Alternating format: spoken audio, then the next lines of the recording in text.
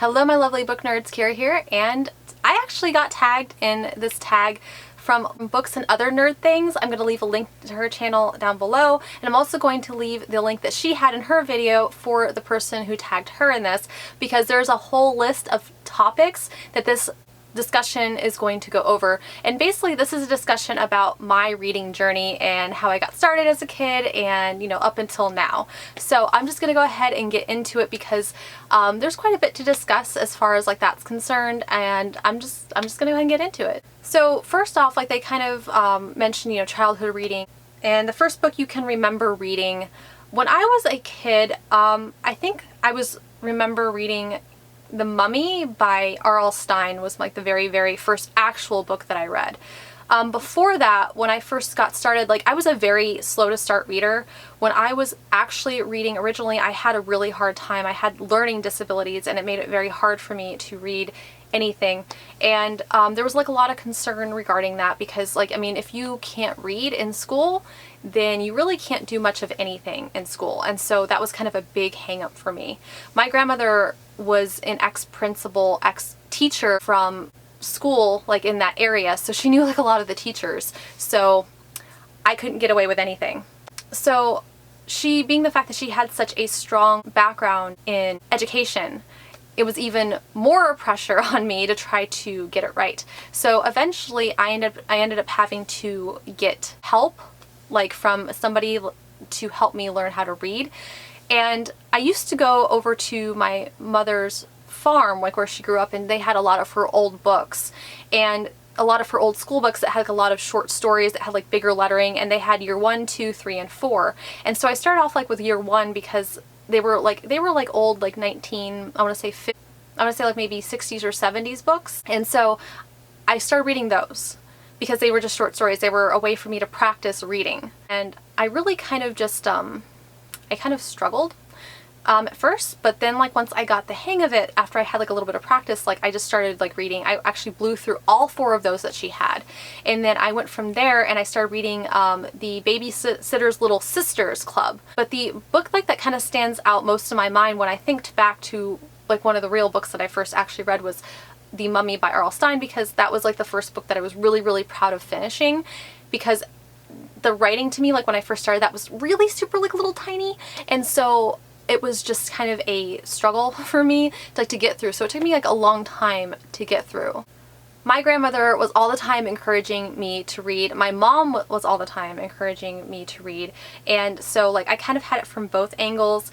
My grandmother, she would read probably like a good like 50 to 60 books a year minimum. And that's like only if she didn't have other stuff going on. But I never actually saw her at home without a book in her hand at some point, like unless she was cooking or, you know, like, or we were doing something together. Other than that, like if I was just sitting like there playing, I would always like look up, and instead of like watching TV, which she was never big on, she would always be reading a book. And and pretty much she watched me for most of the summer when I was a kid. So, you know, I had that influence big time. And then my mother, every time there was the Scholastic Book Fair, or like we got like those little brochures, you know, like with the Scholastic stuff on them, all the books, like the list of the books, like I would go through and I would kind of circle like what I was kind of interested in, and she always made sure like that I had plenty to read. And if I wanted a book, she didn't tell me no, because she wanted to make sure like that I was continuing on learning how to better my reading. And so she wanted to make sure that I had plenty of opportunities to do that. And she wanted to make sure like that I had plenty of options, because, you know, like she wanted to make sure like that I kept engaged in my reading. Along with the R.L. Stine books, which my grandmother hated that I read those because she was always saying like, she's like, those aren't good for her, like they're, you know, like they're really dark. And my mom's just like, at least she's reading. So there was kind of like a discrepancy between what I was reading between the both of them. But my grandmother was really okay with like me reading the Babysitter's Club. But I remember like that I always struggled through the Babysitter's Club because I didn't feel like there was like enough action going on. Like it was just like a lot of like, you know, like interpersonal like type things like between like the babysitters. And I know like a lot of people love that series, and it's a very well loved series, and it was very wholesome, but I was always kind of more of an R.L. Stine fan overall. And then I also kind of bridged from R.L. Stine into Animorphs a little bit as well. And then and honestly, like, after elementary school, like where I was kind of reading all this stuff, I kind of didn't read very much throughout middle school. Like, it wasn't kind of, unless like it was required in school, like I didn't really read that much. I kind of just lost interest. I had a lot going on like then, and middle school's like, I don't wish middle school on anyone. Middle school was probably the hardest portion of my academic career. I hated middle school. Like, it was awful. I mean, it was just awful. Like, you know, you're learning everything for the first time, you're coming into your own. And then once I got into high school again, I started reading more adult books. Like, I read the entire Interview with a Vampire Chronicles from Anne Rice. I read up through Blood Canticle. I haven't read any of the new ones because I'm really not interested in them, unfortunately. Her writing is like just really, really long, but like when I was younger, I loved them. I was reading like Vampire Smut also by Amanda Ashley, and there was like some alien smut in there too. Reading taste, right? So that's what I was reading in high school. And then in high school, I was also reading like a lot of psychology books because I was really, really interested in psychology. So I was actually really big on nonfiction when I was in high school.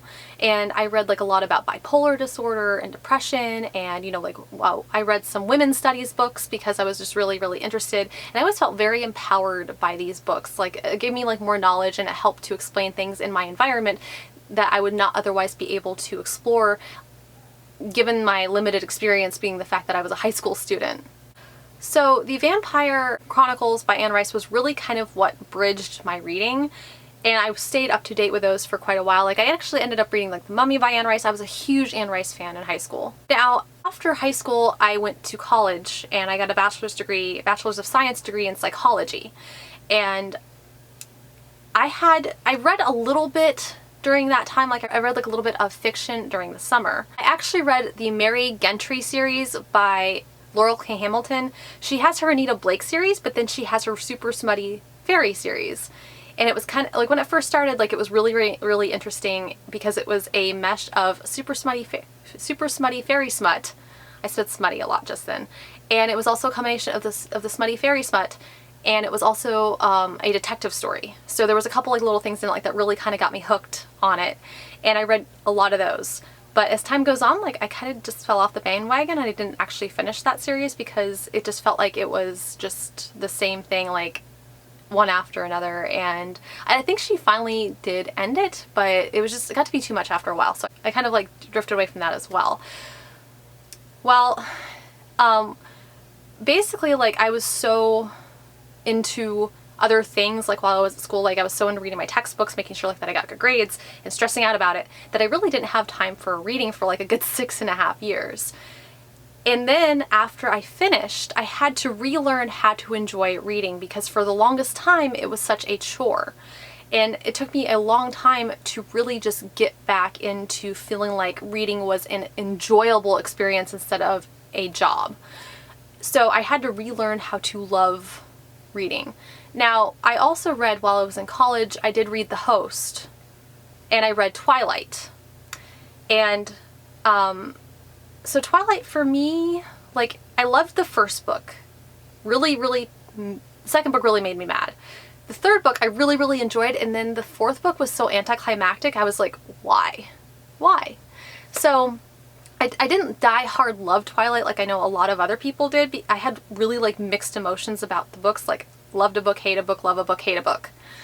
So I had mixed emotions about it, but I mean, I still enjoyed it. And then I also read, after I got out of school, I also read 50 Shades of Grey because that was the book at the time. And I mean, you know, I enjoyed it. I mean, I did. Like, I mean, that was the thing. And, you know, like, I mean, I can't deny like the fact that I really did enjoy 50 Shades of Grey. You know, and subscribe now. Okay, so another question is, who's your all-time favorite author? What is your all-time favorite book? How did you come across them? So, like I was saying like before, I used to love Anne Rice, and my reading tastes have kind of evolved since I discovered Booktube.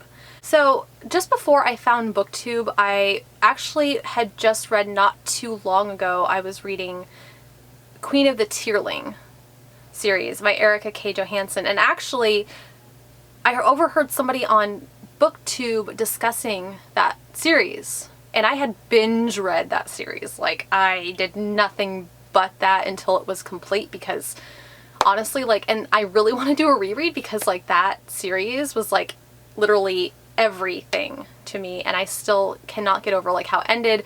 And it was just, it sewed things up so perfectly, but like it had me on the edge of my seat the entire time that I was reading it. But what introduced me to the Booktube community was the fact that I heard somebody talking about it. I'm like, oh, I just read that book.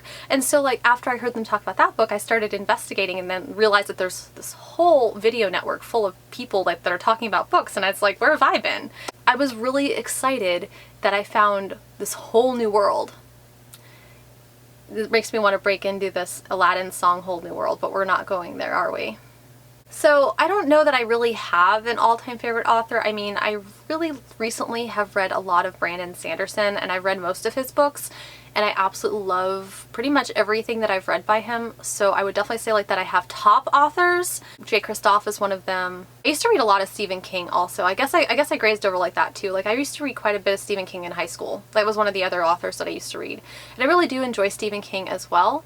Stephen King is very descriptive, and so you have to be patient, but the reason why he's so descriptive is because when you're reading horror, you have to be atmospheric, and the only way you're going to create that atmosphere is with intense detail. So I really understand like why it just sometimes takes a long time for me to get into his books. I remember like one of the first books I read by him was Eyes of the Dragon. And that was really, really good. It was like a fairy tale and horror book mix. And if you haven't read Stephen King before, I feel like it was a really good introduction to Stephen King and some of his content. And it was like a lot more of a gentle introduction into his content rather than, you know, just being full on, you know, like horror. So I created full circle, and hopefully this tag isn't a giant mess because I'm kind of all over the place right now. Another question was in this, what genres do you love now? What genres did you love but don't love anymore? I don't read nearly as much of Stephen King as I used to. I want to read more by him. I don't know that there's actually like any genre that I don't read as much. I think maybe psychology, because I used to read a lot of psychology books, and now I don't really read those as much anymore because I kind of read a lot when I was going to school for it. So I don't really read that as much anymore. So, and I still read some nonfiction, but nothing like I did before. Most of my nonfiction I like to consume via audiobooks because I got so used to being in a classroom surrounded by other people who were listening to nonfiction content that I kind of just like a lot of my audiobooks to be nonfiction. As far as genres that I love now, I love pretty much everything aside from westerns, because I really haven't experimented with westerns. I don't think westerns are a huge genre for books, but I mean I like horror, magical realism, fantasy, science fiction, although I need to read more science fiction books. I have a whole stack of TBR science fiction. I probably just need to go through and binge them like at one point and just get it over with because like I just really want to dig into it. The question is, do you reread books? I reread portions of books. I'm a huge book tabber. Like I like to tab like a lot of my favorite excerpts, and so I'll go back and I'll reread those excerpts and I'll dig into like my favorite portions. But as far as like reading a whole book from cover to cover, not so much. Like I do that with Harry Potter, and I have done that with Harry Potter, but every time I attempt to reread another book, it's like I have so many books on my TBR, like I just can't justify like continuing on with a reread when I have all of this other stuff that I just really want to dive into. Are there any books that you have never finished? I finished most of my books. I'm currently still in the middle of Muse of Nightmares. I have like another 150 pages left, so I've been making progress with it, but I haven't quite finished it yet, so that's one book. But I do try to finish most of the books that I read. There was one recently, actually I have it like here, it was the Danger to Yourself and Others. It was the one I was supposed to read for BookNet Fest, but the ending kind of got ruined for me, not because of anybody at BookNet Fest or anything, but it did get ruined for me, so I kind of just like was just like, I don't think I'm going to finish this, because it was nothing personal against the book. I really, really enjoyed the book and how it was written, but I just couldn't, after I knew like what was going to happen, it just kind of like skewed everything else that was going on in the book, and it kind of made me realize, I was like, yeah, that's exactly what's happening. So I just didn't end up finishing this one. It's still there, but it's only because I haven't like, you know, made a stack of the books like that I'm not going to be keeping anymore, which is probably going to be one of these. Is there a book that you have been meaning to read for ages? Yeah, like all of them. But aside from that, The Witcher was one of them. The Throne of Glass series was one of them. The Daughter of Smoke and Bone by Lanny Taylor is also one of them. After I've read Stranger Dreamer, I'm kind of wondering how I'm going to do with that though, because she's extremely descriptive, and I wonder if the pacing is going to be a little bit faster. If you guys like know like whether or not the pacing is faster in Daughter and Smoke and Bone than Stranger Dreamer, leave a comment, let me know, because like I kind of just like want to know like where I need to bump that up on my TBR. Also like the Remnant Chronicles, the Shatter Me series, the Mr. Mercedes trilogy by Stephen King was another like one that I really wanted to get to because I've heard so many good things about that. Nosferatu by Joe Hill. There's just a lot. So another question is how have your reading habits / views changed over the years? So when I was a kid, and this was like before this was like around I was like about 10 or 12, whenever the Matilda movie was released with Danny DeVito. I loved that movie. I actually really admired Matilda the character, and I know it was based on a book, but I really admired her, and I ended up reading the book because I loved her so much. And I was just like, how does she read all of those books? Like, I wanted to be that passionate about reading too. Somehow, like, I just had so many other things going on though, like that I just never really got there. But now that I am found Booktube, I have been able to read a ton of stuff. Like, this community has really kept me motivated to read a ton of stuff just because I want to be able to discuss this stuff with people. And now that I have people to discuss these books with, it's made reading for me a lot easier. So I kind of feel like I reached my Matilda goals that I had like when I was like in elementary school, and I'm really happy about that. So I guess like my views on reading have never actually changed. I always thought like reading was a huge deal, like in a huge portion of my life, especially because my grandmother kind of instilled that in me, and so did my mother, just because of like all like the books like tried to surround me with when I was growing up. So my view on that hasn't changed, but my habits have gotten to be like a lot more reading intensive than they used to be. I read a lot more now than I did before. Another question is, do you listen to audiobooks now, or could you never get into them? I do listen to audiobooks, but I really have to be in the frame of mind for it. My mind likes to wander a lot, and so it's much easier to go back through and reread a page than it is to rewind an audiobook. So I really just have to be in the mood for it. And like I said before, like I really like to do nonfiction more on audiobooks than fiction because I feel like I get the content a lot better. And it's a lot easier for me to get through the content of a nonfiction book rather than a fiction book, because I kind of do have to stay, because I find nonfiction like a little bit more mentally stimulating and intellectually stimulating, so it's a lot easier for me to really kind of engage with that content via audiobook than in a book form. Another question is buying books versus using libraries. So I do buy a lot of books. I don't really go to the library very much. I know I probably should go to the library very much. I think libraries are very important. I think I value libraries very much. I think libraries are very important. They're like one of the only places that you can go like that doesn't expect you to use money to purchase things, where you can just be for a while. So I do think libraries are very, very important.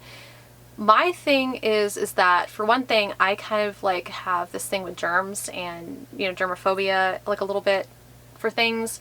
And so like I struggle like to have books like that are like from other people. Like even like when I get used books off Amazon, I usually like wipe them down. It's just an anxiety like that I kind of have regarding germs, and it really sucks. It could be like a lot worse. It's probably like not as bad as some people's anxiety towards germs and stuff like that, but I just really struggle with it. So like I don't really use a lot of libraries because of that. It's really hard for me to admit that because like it sounds crazy. It makes me feel like a little bit crazy, like when I have to kind of stare like that in the face, but that's the reality of the situation.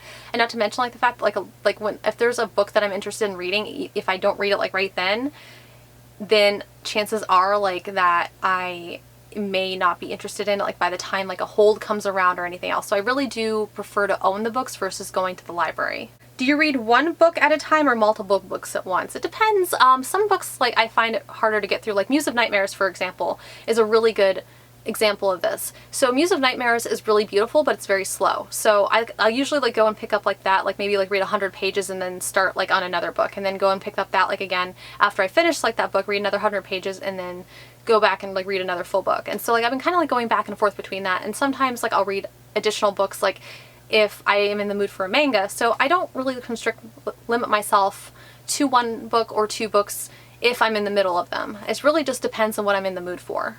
physical book versus ebook versus audiobook. So I have a really big library on physical book, ebook, and I'm getting there for the audiobooks. So I really don't discriminate between any of those, but definitely like the preferred form for me as far as the format is physical books. I like the feel of them. I like the feel of the pages. I like the feel like that as I'm turning the pages, like I'm making progress through the book. I don't really get that feeling of progress like with audiobooks or an ebook, because you can't like really feel like the pages. And not to mention, like, I love the way new books smell. They just smell so good. When you discovered Booktube, how did you discover Booktube, and who was the first Booktuber you watched? So like I said like a little while ago, I discovered it through the fact that I was reading Queen of the Tearling and I saw somebody talking about it.